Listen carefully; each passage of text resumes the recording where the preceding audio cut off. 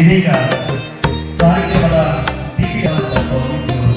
ಆಶೀರ್ವಚನ ನೀಡಬೇಕಾಗಿ ತಮ್ಮಲ್ಲಿ ಕಳಕಳಿಯ ಮನವಿಯನ್ನು ಮಾಡಿಕೊಳ್ತಾರೆ. ಪಾವಗಡ ಶಾಖೆ ನೂತನವಾಗಿ ಆಯ್ಕೆಯಾದಂತಹ ಎಲ್ಲ ಪದಾಧಿಕಾರಿಗಳು, ಅಧ್ಯಕ್ಷರು ಇವತ್ತು ರಾಜ್ಯಾಧ್ಯಕ್ಷರ ಸಮ್ಮುಖದಲ್ಲಿ ಪದಗ್ರಹಣ ಮತ್ತು ನಿವೃತ್ತಿ ನೌಕರರಿಗೆ ಸನ್ಮಾನ ಸಮಾರಂಭವನ್ನು ಆಯೋಜನೆ ಮಾಡಿದ್ದಾರೆ. ಈ ಒಂದು ಕಾರ್ಯಕ್ರಮದಲ್ಲಿ ಶ್ರೀಮತ್ ಸ್ವಾಮಿ ಜಪಾನಂದಾಜಿ ಮಹಾರಾಜ್ ಅವರು ಆಗಮಿಸಿದರು. ಅದೇ ರೀತಿ ಕರ್ನಾಟಕ ರಾಜ್ಯ ನೌಕರ ಸಂಘದ ಅಧ್ಯಕ್ಷರಾದಂಥ ಎಸ್ ಷಡಕ್ಷರಿ ಅವರೇ ಹಾಗೂ ನಮ್ಮ ತಾಲೂಕು ಘಟಕದ ಅಧ್ಯಕ್ಷರಾದಂಥ ವಿ ರವಿಕುಮಾರ್ ಅವರೇ, ಮುಖ್ಯವಾಗಿ ನೀವು ಮಾಡುವ ಸೇವೆ ಹಳ್ಳಿಯಿಂದ ಡೆಲ್ಲಿವರೆಗೂ ಏನೇ ಒಂದು ಸರ್ಕಾರ ಯಂತ್ರ ನಡಿಬೇಕಂದ್ರೆ ಮುಖ್ಯ ಕಾರಣ ಸರ್ಕಾರಿ ನೌಕರರು. ಯಾಕಂದ್ರೆ ನಿಮ್ಮಿಂದ ಏನೇನೂ ಇಲ್ಲ. ನೀವು ಒಂದು ದಿವಸ ಏನಾದರೂ ಸ್ಟ್ರೈಕ್ ಇಟ್ಕೊಂಡ್ಬಿಟ್ರೆ ಕರ್ನಾಟಕ ಸರ್ಕಾರವೇ ಸ್ತಬ್ಧ ಆಗುತ್ತೆ ಅಲ್ವಾ? ಸರ್ಕಾರ ನೀವು ಒಂದೇ ಒಂದು ದಿವಸ ಸ್ಟ್ರೈಕ್ ಮಾಡಿಬಿಟ್ರೆ ಸಾಕು, ರಾಜ್ಯದಲ್ಲಿ 5 ಲಕ್ಷ ಜನ ಸೇರಿದ್ರೆ ಇಡೀ ಸರ್ಕಾರವೇ ಸ್ತಬ್ಧ ಆಗುತ್ತೆ. ಹಾಗಾಗಿ ನಿಮಗೆ ಅಷ್ಟು ಒಂದು ಶಕ್ತಿ ಇದೆ. ಈ ಒಂದು ಸರ್ಕಾರಗಳು ನಡೆಸಬೇಕಂದ್ರೆ ಮುಖ್ಯ ಪಾತ್ರ ನಿಮ್ಮದಾಗಿರುತ್ತೆ. ಯಾಕಂತಂದ್ರೆ ಯಾವುದೇ ಸರ್ಕಾರಗಳ ರಾಜ್ಯ ಆಗ್ಬೋದು, ನಮ್ಮ ಕೇಂದ್ರ ಸರ್ಕಾರ ಆಗ್ಬೋದು, ಹಾಗಾಗಿ ನಿಮ್ದು ವೃತ್ತಿ ಜೀವನವೂ ಅಷ್ಟೇ ಕಷ್ಟಕರವಾಗಿರುತ್ತೆ. ನಮ್ಮ ಹಳ್ಳಿಗಳಲ್ಲಿ ಕೆಲವರು ನೋಡ್ತೀರಿ, ನಮ್ಮ ಟೀಚರ್ಸ್ನ ಪಾಪ ಅವರು ಪಾವಗಡೆಯಿಂದ ದೊಂಬತ್ವರಿ, ಇರುಪು ಸಮುದಾಯ, ಅಷ್ಟೂರು ಹೋಗ್ಬೇಕಿಲ್ಲ ಅಂದ್ರೆ ಲೆಕ್ಕಮಳ್ಳಿ, ಹೀಗೆ ಅವರಿಗೆ ಆ ಹಳ್ಳಿಗಳಲ್ಲಿ ವಸತಿ ವ್ಯವಸ್ಥೆ ಇರಲ್ಲ, ಮನೆ ಬಾಡಿಗೆ ಸಿಗಲ್ಲ. ಅವರೆಲ್ಲ ಹೋಗಿ ಹೆಡ್ಕ್ವಾರ್ಟರ್ನಿಂದ ಹೋಗ್ಬೇಕು, ಇಲ್ಲ ತಾಲೂಕು ಹೆಡ್ಕ್ವಾರ್ಟರ್ನಿಂದ ಹೋಗ್ಬೇಕು. ಅಂತ ಸಂಬಳ ಅವ್ರು ಓಡಾಡೋ ಖರ್ಚಿಗಾಗುತ್ತೆ. ಅದು ಅವ್ರ ಜೀವನ ಮಾಡ್ಬೇಕಂದ್ರೂ ಎಲ್ಲ ಲೆಕ್ಕ ಬರ್ಕೊಂಡ್ಬಿಡ್ಬೇಕು. ತಿಂಗಳು ನನ್ನ ಸ್ಯಾಲರಿ ಇಷ್ಟು, ಆಲ್ ಪಾಕೆಟ್ ಒಂದು ಗೆಸ್ಟ್ಗಳು ಬಂದಾಗ ಒಂದು ಪಾಕೆಟ್ ಎಕ್ಸ್ಟ್ರಾ ಅಂತ ಆ ಒಂದು 32 ರೂಪಾಯಿ ಅಕೌಂಟ್ಗೆ ಹೆಚ್ಚುವರಿ ಆಗುತ್ತೆ. ಅಂದ್ರೆ ಆ ಥರ ಕಷ್ಟನೂ ಇರುತ್ತೆ. ಒಂದು ಕೆಳಮಟ್ಟದಿಂದ ಮೇಲ್ಮಟ್ಟದ ಅಧಿಕಾರಿಗಳಿಗೆ ಸ್ವಲ್ಪ ಫ್ರೀ ಇರ್ತದೆ. ಹಾಗಾಗಿ ಸರ್ಕಾರಿ ನೌಕರರು ನೀವೆಲ್ಲ ಒಗ್ಗಟ್ಟಾಗಿ ರಾಜ್ಯ ಸರ್ಕಾರಗಳಲ್ಲಿ ಏನೇನು ಬೇಡಿಕೆ ಇಟ್ಟಿರ್ತೀರಲ್ಲ ಅವೆಲ್ಲ ಆಗಬೇಕಂದ್ರೆ ನಿಮ್ಮಲ್ಲಿ ಒಗ್ಗಟ್ಟು ತುಂಬಾ ಇಂಪಾರ್ಟೆಂಟ್ ಆಗಿರುತ್ತೆ. ನೀವೆಲ್ಲ ಒಗ್ಗಟ್ಟಾಗಿ ಹೋರಾಟಗಳನ್ನ ಮಾಡ್ಕೊಂಡು ಬಂದಿದ್ದೀರಾ. ಅದಕ್ಕೆಲ್ಲ ನಮ್ಮ ಸರ್ಕಾರ ಬಂದ ಮೇಲೆ ಎಲ್ಲ ಸರ್ಕಾರಿ ನೌಕರರಿಗೆ ಎಲ್ಲ ತರಹದ ನಾವು ಸಪೋರ್ಟ್ ಅನ್ನ ಕೊಟ್ಟಿದ್ದೇವೆ. ಸರ್ಕಾರದ ಮಟ್ಟದಲ್ಲಾಗಬಹುದು, ಇಲ್ಲಿ ನಿಮ್ಮ ಸಂಘ ಸಂಸ್ಥೆಗಳು ಈಗ ಏನೇ ಕೇಳಿದ್ರು ನಾವು ಇಲ್ಲ ಅನ್ನೋದಕ್ಕೆ ಮುಖ್ಯಮಂತ್ರಿಗಳ ಗಮನಕ್ಕೆ ತಂದಿದ್ದೀವಿ. ಜಿಲ್ಲಾ ಸಚಿವರು, ಸಂಬಂಧಪಟ್ಟಂತಹ ಮಂತ್ರಿಗಳೆಲ್ಲರೂ ಮಾತಾಡಿದ್ದೀವಿ. ಅದೇ ರೀತಿ ನಮ್ಮ ಸರ್ಕಾರ, ಸಿದ್ದರಾಮಯ್ಯ ಸರ್ಕಾರ ಬಂದ ಮೇಲೆ ನೌಕರರಿಗೆ 6ನೇ ವೇತನ ಆಯೋಗವನ್ನ ಸಹ ಒಳಗೊಂಡು 7ನೇ ವೇತನ ಆಯೋಗ ರಚನೆ ಮಾಡಿ ಸಿದ್ದರಾಮಯ್ಯವರು ಸಹಕಾರ ನೀಡಿದ್ದಾರೆ. ಆಮೇಲೆ ಅದೇ ಸರ್ಕಾರಿ ನೌಕರರಿಗೆ ಆರೋಗ್ಯ ಸಂಜೀವಿನಿ ಯೋಜನೆ ಅಡಿಯಲ್ಲಿ ಮುಖ್ಯಮಂತ್ರಿಗಳು ಅನುಮೋದನೆ ನೀಡಿದ್ದಾರೆ.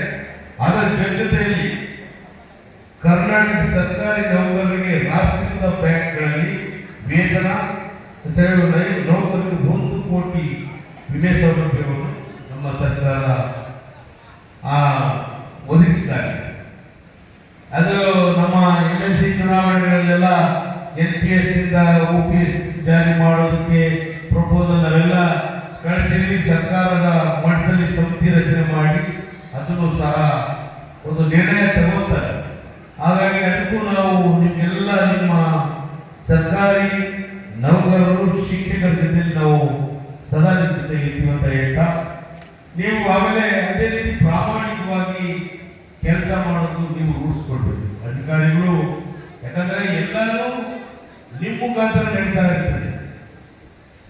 ಏನೇ ಮಾಡ್ಬೇಕಂದ್ರೂ ಒಂದು ಸಣ್ಣ ಗ್ರಾಮ ಪಂಚಾಯತಿ ಮಟ್ಟದಲ್ಲಿ ಒಂದು ಖಾತೆ ಕಂದಾಯ ಆಗ್ಬೇಕಂದ್ರು, ಏನೇ ಆಗ್ಬೇಕಂದ್ರು ನಿಮ್ಮ ಸಹಕಾರ ಇದೆ. ಅಧಿಕಾರಿಗಳು ನೀವು ಸ್ವಲ್ಪ ಪ್ರಾಮಾಣಿಕತೆಯಾಗಿ ಕೆಲಸ ಮಾಡಬೇಕು. ಅದೇ ರೀತಿ ಯಾಕಂದ್ರೆ ನೀವು ಪ್ರಾಮಾಣಿಕತೆ ಇದ್ದಿದ್ರೆ ರಾಜಕಾರಣಿಗಳು ಪ್ರಾಮಾಣಿಕತೆಯಿಂದ ಕೆಲಸ ಮಾಡ್ತಾರೆ. ಆಗ ನೀವು ನಾವು ಅಣ್ಣ ತಮ್ಮಂದಿದ್ದಂಗೆ, ರಾಜಕಾರಣಿಗಳು ನಮ್ಮ ಎಂಪ್ಲಾಯೀಸ್, ನಾವಿಬ್ಬರು ಜೋಡಿ ಹೋದ್ರೆ ಕೆಲಸ ಆಗೋದು, ಇಲ್ಲ ಒಬ್ಬೊಬ್ಬರೊಂದು ದಾಳಿ ಅಂದ್ರೆ ಕೆಲಸ ಆಗಲ್ಲ. ಈಗ ಮುಖ್ಯಮಂತ್ರಿಗಳ ಜೊತೆ ಚೀಫ್ ಸೆಕ್ರೆಟರಿ ಸರಿ ಕೆಲಸ ಮಾಡಿಲ್ಲ ಅಂದ್ರೆ ದಾರಿ ತಪ್ಪದ ಮಗ ಆಗ್ಬಿಡ್ತಾರೆ. ಹಾಗಾಗಿ ನೀವೆಲ್ಲ ಸರ್ಕಾರಿ ನೌಕರರು, ನೀವೆಲ್ಲ ಚೆನ್ನಾಗಿ ಉತ್ತಮವಾದ ಕೆಲಸ ಮಾಡಿ, ನಿಮ್ಮ ಬೇಡಿಕೆಗಳು ಏನೇ ಇರಲಿ, ನಮ್ಮ ರವಿ ಅವರು ಹೇಳಿದಂಗೆ ನಿಮ್ಮ ಪದಾಧಿಕಾರಿಗಳು ಏನೇ ನಿಮ್ಮ ಬೇಡಿಕೆ ಇದ್ರು ನಾನು ಸ್ಪಂದಿಸ್ತೀನಿ, ನಿಮ್ಮ ಕೆಲಸಗಳನ್ನ ಮಾಡಿಕೊಡ್ತೀನಿ ಅಂತ ಈ ಸಂದರ್ಭದಲ್ಲಿ ಹೇಳ್ತಾ, ನಮ್ಮ ಸರ್ಕಾರ ಬಂದ ಮೇಲೆ ಅನೇಕ ರೀತಿಯ ನಾವು ಜನಗಳಿಗೆ ಜನಪರವಾದಂತಹ ಕೆಲಸಗಳನ್ನ ಮಾಡಿದ್ದೇವೆ.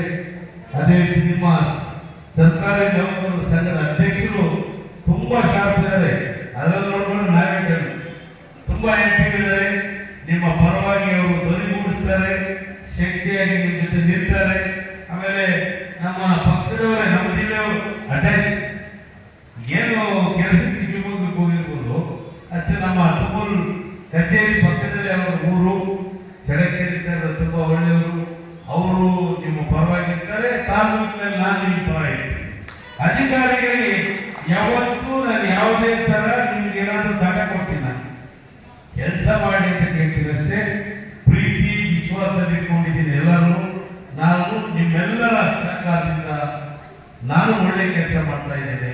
ನಾನು ಏನು ಚುನಾವಣೆ ನೋಡ್ರಿ, ನಾನು ಪ್ರಾಮಾಣಿಕವಾಗಿ ನನ್ನ ಚುನಾವಣೆಯಲ್ಲಿ ಏನೇನು ಆಶ್ವಾಸನೆಗಳನ್ನ ಕೊಟ್ಟಿದ್ದೀನೋ 80-90% ಕಂಪ್ಲೀಟ್ ಮಾಡಿದ್ದೀನಿ. ಅಂದ್ರೆ ಮೊನ್ನೆ ಮುಖ್ಯಮಂತ್ರಿಗಳ ಹೋಗ್ಬಿಟ್ಟು ತಾನೆ, ತಾಲೂಕಿನಲ್ಲಿ ನಾನು ಏನ್ ಹೇಳಿದ್ನೋ ನಮ್ಮ ತಂದೆಯವರಾಗಿ ಅವ್ರ ಹೆಂಗೆ ನನ್ನನ್ನು ಬೆಳೆಸ್ಕೊಂಡು ಅದೇ ರೂಟಲ್ಲಿ ಬಂದಿದ್ದೀನಿ.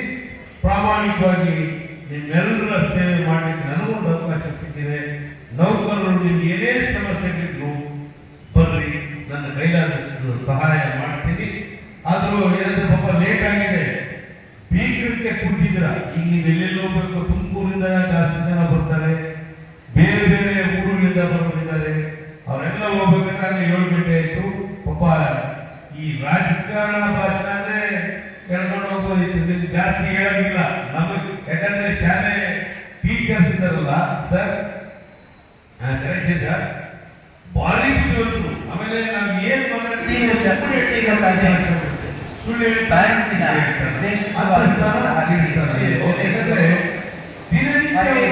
ಕಾರ್ಯಕ್ರಮವನ್ನು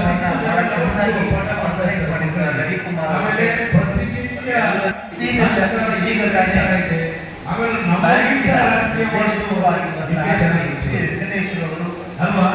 ಹಾಗೆ ನಾವು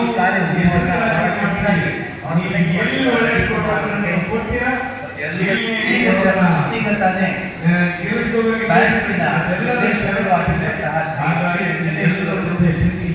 ಹಾಗೆ ಈ ಕಾರ್ಯಕ್ರಮವನ್ನು ಬಹಳ ಚೆನ್ನಾಗಿ ಮಾತಾಡಕ್ ಹೋಗಲ್ಲ.